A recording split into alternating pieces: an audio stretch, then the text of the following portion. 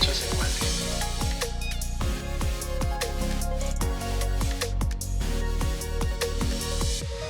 Hola, bienvenidos de vuelta. Soy Frobejo Chaeta, creador del cómic independiente Junjun Inuki Exterminadores Paranormales, y esto es el episodio 9 de Cómics Hechos en Guate.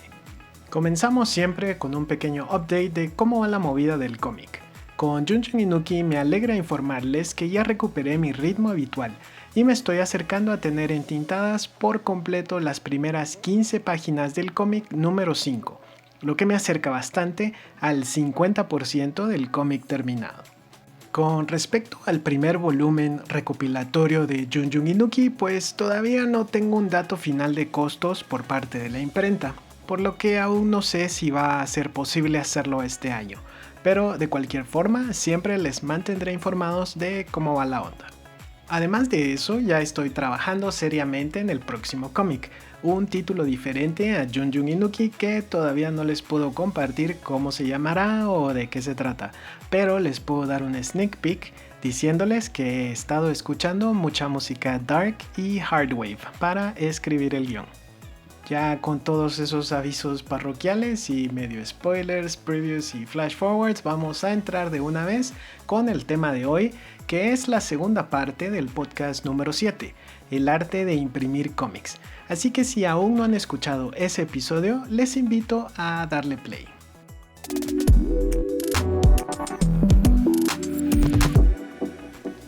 Para comenzar, vamos a regresar un poco en la historia.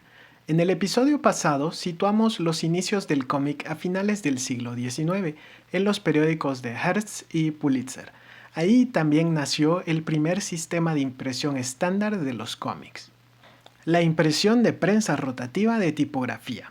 Era un sistema de impresión bastante arcaico que funcionaba más o menos como un sello, donde lo que se quiere imprimir está en relieve, lo que hace que los primeros cómics tengan una textura única, ya que la distribución de la tinta no era pareja y el papel que se utilizaba para los periódicos era de pulpa de madera de muy baja calidad. Si la impresión era muy fuerte, el papel se desgarraba, y si era muy suave, la impresión pues no quedaba tan clara. Los primeros cómics como The Yellow Kid en Hogan's Alley de Outcult y la primera versión del Shin Takarajima de Osamu Tezuka fueron impresos con este sistema. Años más tarde, luego del descubrimiento de la impresión offset en 1904, comenzó un proceso de transición que duró varios años. Más o menos fue entre los años 40 y 60 en los que la impresión offset de rotativa se convertiría en el nuevo estándar del cómic. El sistema offset es un sistema de impresión indirecto. A diferencia de letterpress o impresión tipográfica, donde la tinta va directa del relieve al papel, el sistema offset utiliza placas de metal que transfieren la tinta a un rodillo de hule, que luego la transfiere al papel. Esto hace que la impresión sea de mucha más calidad sin dañar el papel y sin tener variaciones en la calidad de la impresión. Con este sistema también se popularizó el color CMYK, que significa cian, magenta, amarillo y negro, o yellow y black en inglés. Son tintas de proceso que al mezclarse crean una gran cantidad de colores. En ese momento solo 64 colores para ser exactos. Esto es algo sumamente característico de la época denominada la era de oro de los cómics. Para aplicar color se utilizaban tramas de puntos Ben-Day. Podrías imaginarte una textura de puntitos colocados con un ángulo específico que venían en porcentajes de 25, 50 y 100%. Entonces, para crear rosado, por ejemplo, se aplicaba una trama de puntos Ben-Day de 25% solamente con la tinta magenta. Esto hacía que los puntitos magenta, por la separación entre ellos y el papel blanco, dieran la impresión de que se trataba de un color rosado. Y así como este ejemplo, existían 64 posibles combinaciones entre los porcentajes de 25, 50 y 100 y las tintas cian, magenta, amarillo y negro para crear diferentes colores. Cuando ves un cómic de esa época de cerca, puedes darte cuenta que el verde, por ejemplo, está hecho de puntitos cian y amarillos entrelazados. El famoso pintor Roy Lichtenstein popularizó las tramas de puntos Ben-Day exagerando en tamaño gigantesco viñetas de cómics en sus aclamados cuadros Chica ahogándose de 1963 o Wham de 1967, por dar algunos ejemplos. En esta época de la década de los 60 aún seguía utilizándose un papel de pulpa de baja calidad, como en los periódicos, y es por eso que la mayoría de cómics de esta época ahora pues se ven de color amarillento y la mayoría se han deteriorado mucho si no los protegieron bien. Las revistas de México de la época también eran impresas en sistema offset de rotativa, pero a diferencia de los cómics estadounidenses, en México solamente se utilizaba una placa de tinta con un color marrón o sepia, característica inconfundible de los cómics mexicanos de la época. Esto hacía que fuera necesario recurrir a técnicas como el asurado para representar degradés y medios tonos. Varios años más tarde, en los años 90, sucedió una verdadera revolución en la impresión de los cómics con la introducción de los sistemas digitales.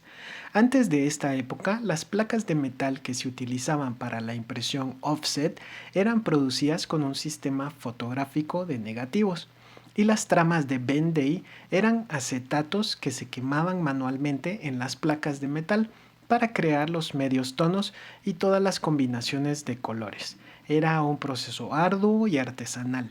Con la aparición de los sistemas digitales ya no se necesitaban ni los negativos fotográficos ni tampoco los acetatos con las tramas de puntos.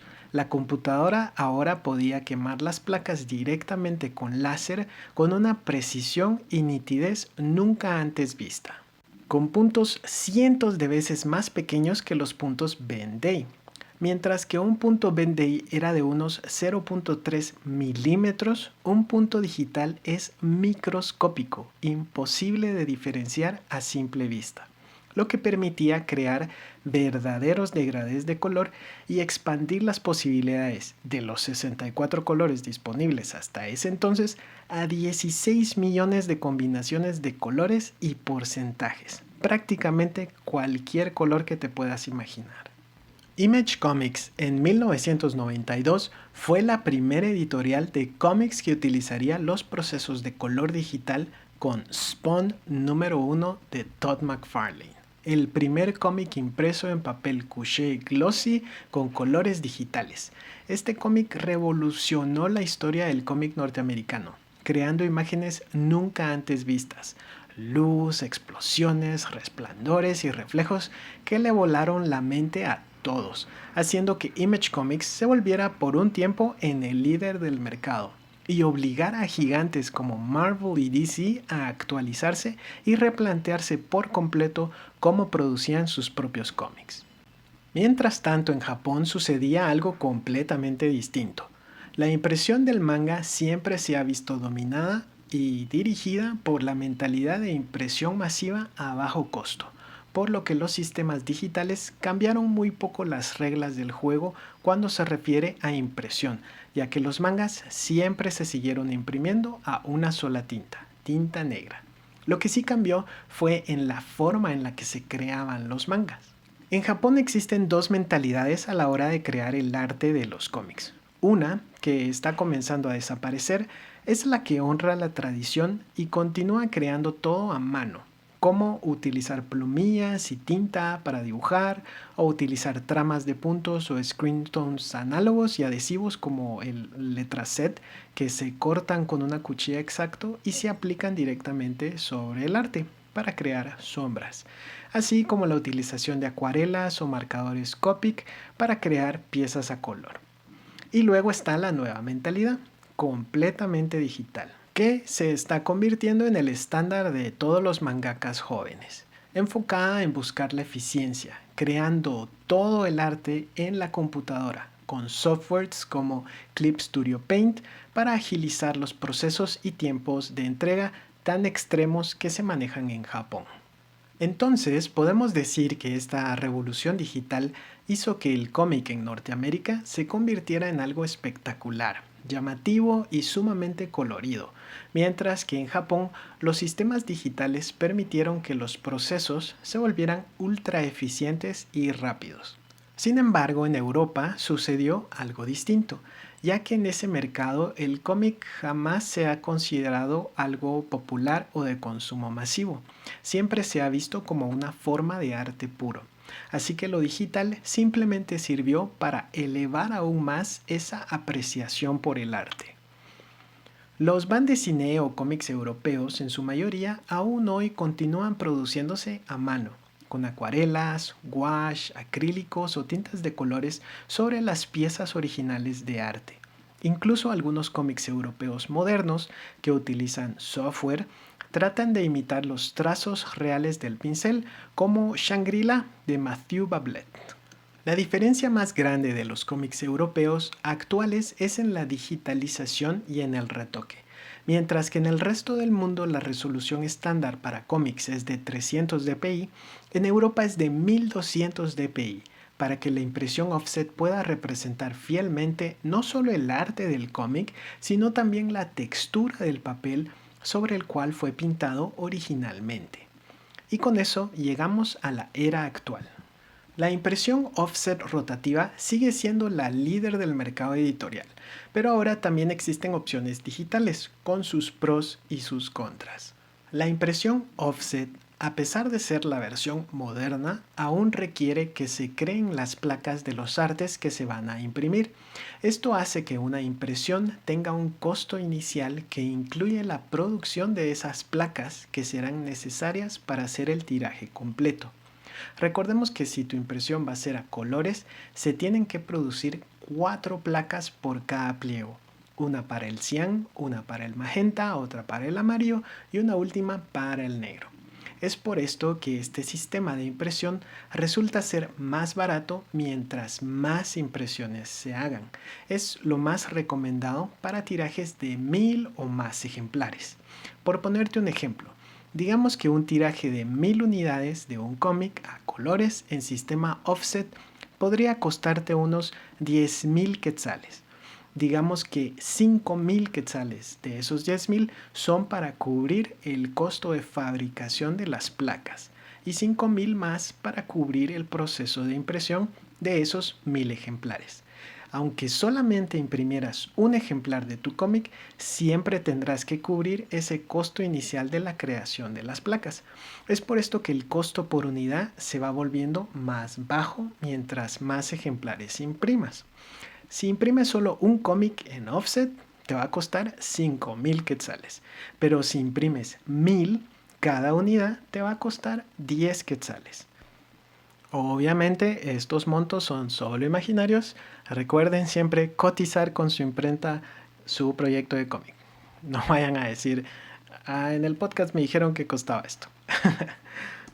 Bueno, y por el otro lado tenemos la impresión digital, que no necesita crear placas y la impresión es directa hacia el papel con tintas plásticas aplicadas con un tóner. Esto hace que la impresión digital resulte más barata cuando solo se imprimirán pocas unidades, por lo general menos de 500. Ahora bien, con el sistema digital, quizás imprimir un solo cómic tenga un costo de quizás 75 quetzales por unidad. Y cada unidad siempre te va a costar exactamente lo mismo, no importa si imprimes un solo cómic o si imprimes 1.000.000. Siempre te va a costar esos 75 quetzales producir cada cómic. Es por esto que la impresión digital se va volviendo más cara mientras más unidades imprimas. Esta es la diferencia principal y la razón por la que vas a elegir uno u otro sistema. Actualmente, por lo general, se utiliza la impresión digital para procesos como el print on demand, donde es más costoso, pero solamente se imprime un cómic cuando alguien hace una compra. Y nuevamente, no tengo idea dónde te cobren 75 quetzales por imprimir tu cómic. Son solo cifras imaginarias. Bien, y además de elegir un sistema de impresión, también es importante elegir un sustrato adecuado, el papel en el que se imprimirá el cómic. Existen muchos tipos de papel, pero hay dos estándar que se utilizan en todo el mundo: el papel bond y el papel couché. El papel bond es absorbente y no brilla. La tinta se impregna en el papel por absorción. El papel couché, por el contrario, es liso y no es absorbente. La tinta se impregna en el papel por secado. El papel couché también se puede conseguir opaco o brillante. El papel además se elige por su gramaje. El gramaje es el peso que tiene un metro cuadrado de ese papel. No lo confundas con que es el peso de una hoja.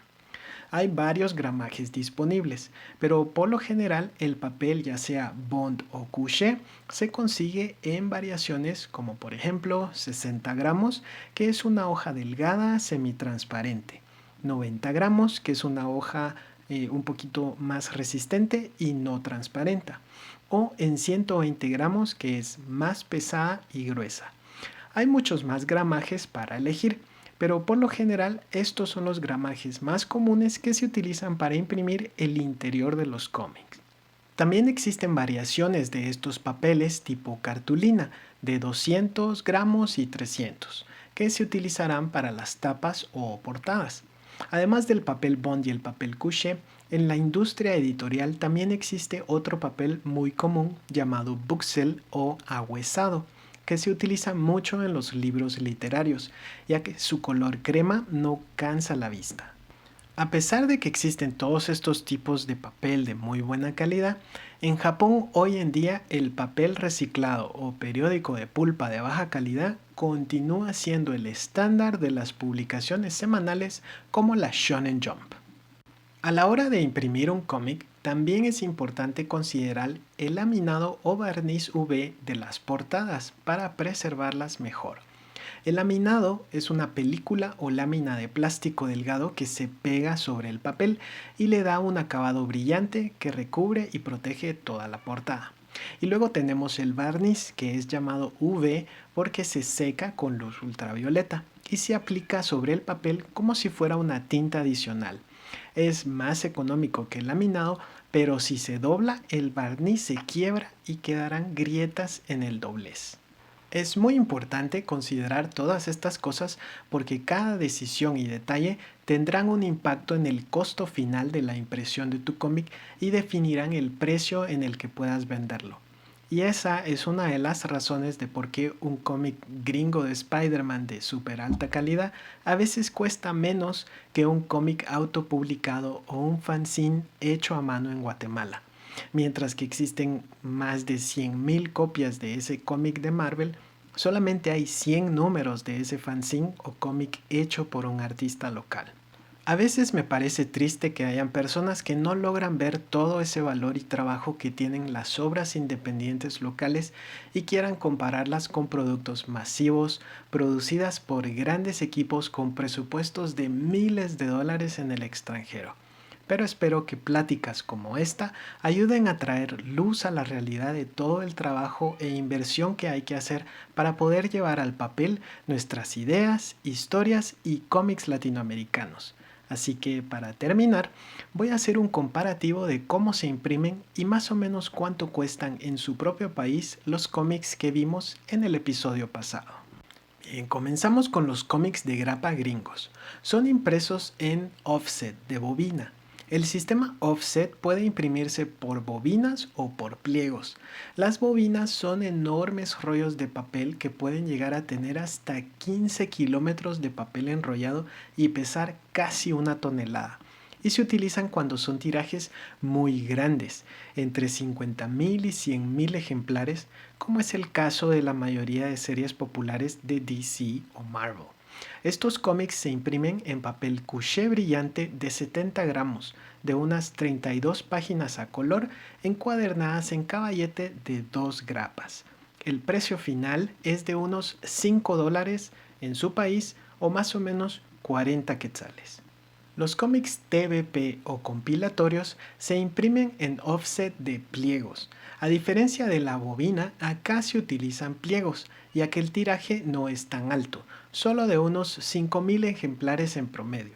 El papel, por lo general, es couché, maté o brillante, entre 90 y 120 gramos, dependiendo el grosor que se le quiera dar al libro, de unas 150 páginas en promedio a color, encuadernados en rústica, fresado o pegado, cuando son de tapa blanda, o de cartón cosido cuando son de tapa dura, en cartón de unos 2 milímetros.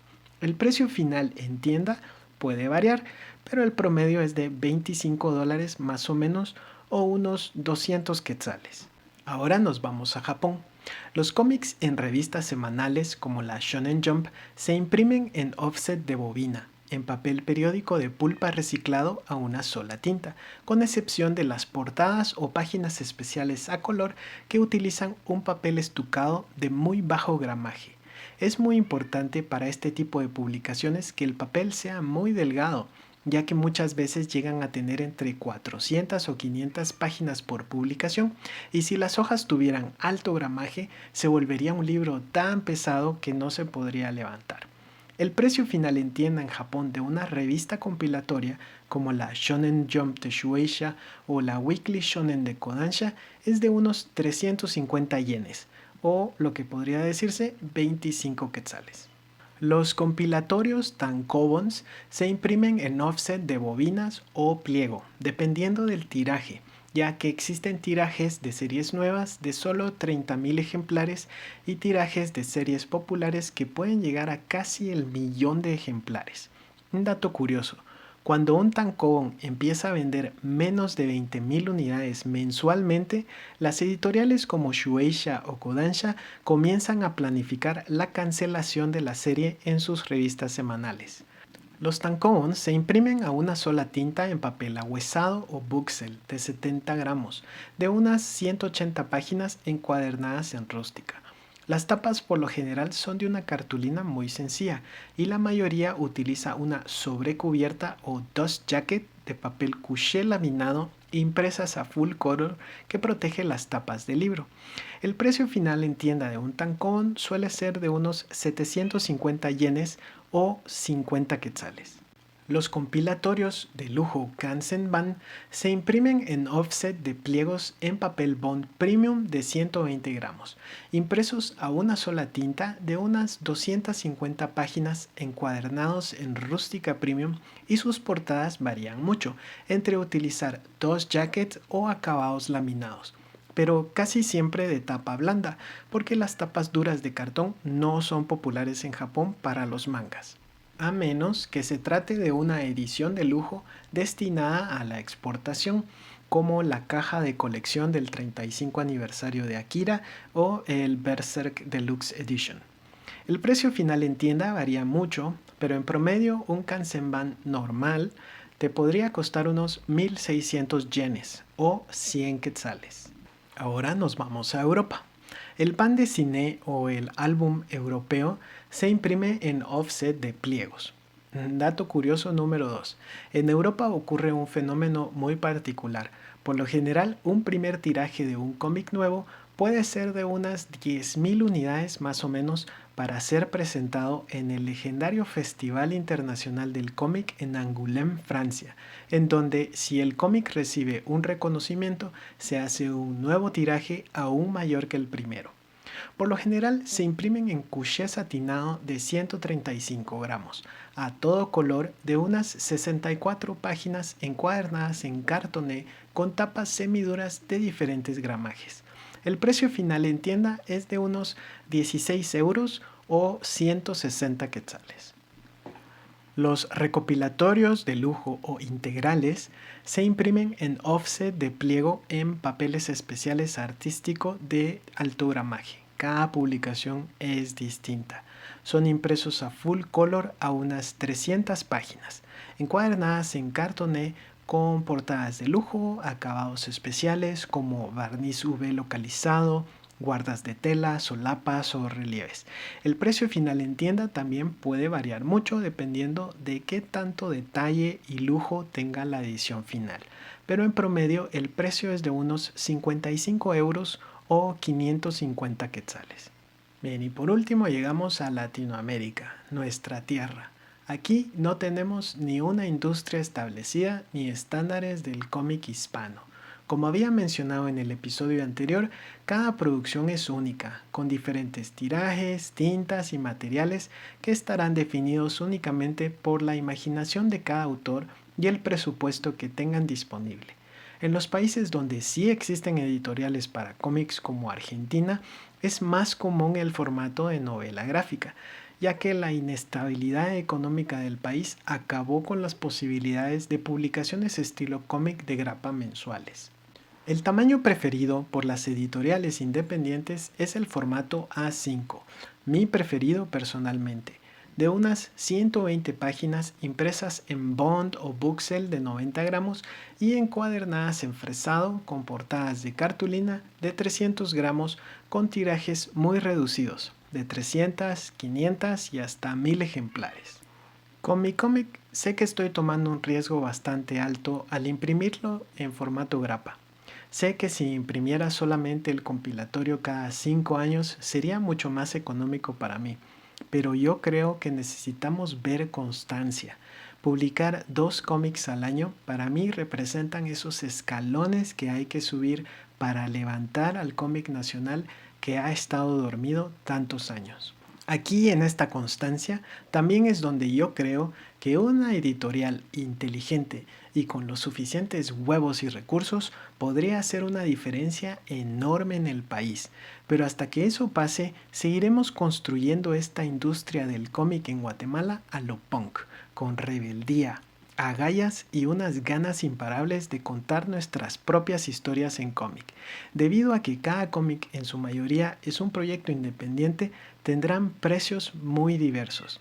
Pero lo chilero es que puedes estar seguro que cuando compras un cómic independiente latinoamericano, todo lo que pagas está ayudando a ese artista a crear más cómics.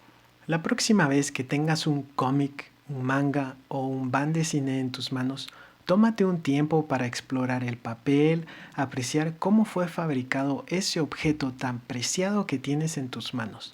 Toma en consideración toda la historia cultural y el entorno económico del país donde fue creado, recordando también todo el trabajo y tiempo que cada artista le dedicó a la planificación de cada panel, a la creación de todo el arte y la historia. Espero que este episodio te permita apreciar y amar aún más este medio tan especial que es el cómic impreso.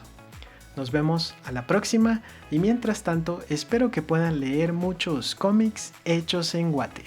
Chao, chao.